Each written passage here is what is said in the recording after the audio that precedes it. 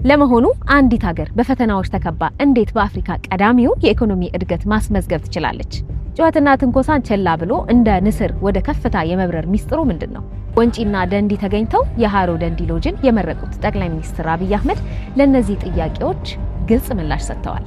ኢትዮጵያ ካለችበት አስቸጋሪ ሁኔታ ወጥታ ወደ ታላቅነት እየተመመች ያለችበት አስደናቂ ጉዞ በጥልቀት እንመልከት። ኢትዮጵያ በአምስት ዋና ዋና የኢኮኖሚ ምሰሶዎች ላይ ባደረገችው ርብርብ አስደናቂ ስኬት እያመጣች ነው። ቀደም ሲል መንግስት ብቻ ይገነባቸው የነበሩ የኢንዱስትሪ ፓርኮች ዛሬ በግሉ ዘርፍ በስፋት እየተገነቡ ነው።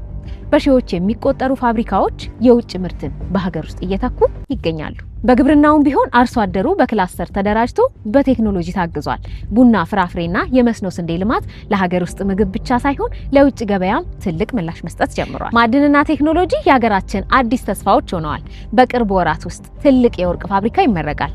የማዳበሪያ ፋብሪካ ግንባታም ከተያዘለት ጊዜ ቀደም ብሎ ይጠናቀቃል ተብሎ ይጠበቃል። በቴክኖሎጂው ዘርፍ ደግሞ የቴሌኮም ገበያው ክፍት መሆንና የ5 ሚሊዮን ኮደሮች ስልጠና አዲሱን ትውልድ ለዓለም ገበያ እያዘጋጀው ነው።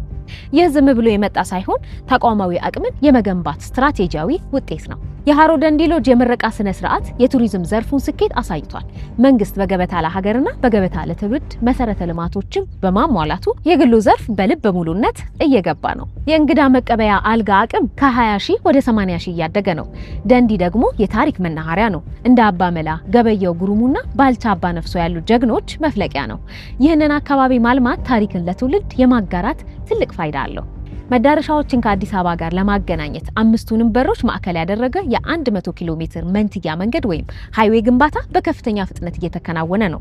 ይህ የትራፊክ መጨናነቅን ከመቀነሱም ባለፈ የቱሪስት ፍሰቱን ያሳልጠዋል። ጠቅላይ ሚኒስትሩ የንስርና የቁራን ምሳሌ በመጥቀስ ኢትዮጵያ ለትናንሽ ትንኮሳዎች ምላሽ ሳትሰጥ ወደ ብልጽግናዋ ከፍታ መብረሯን እንደምትቀጥል በአጽንኦት ተናግረዋል።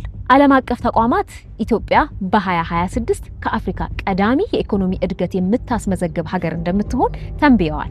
ይህ ውጤት የመጣው በላብና በትጋት ነው። አሁን ተባብረን የምንሰራበት፣ የቱሪስት ፍሰቱን የምናሳድግበትና የእያንዳንዱን ቤተሰብ ገቢ የምንቀይርበት ጊዜ ነው።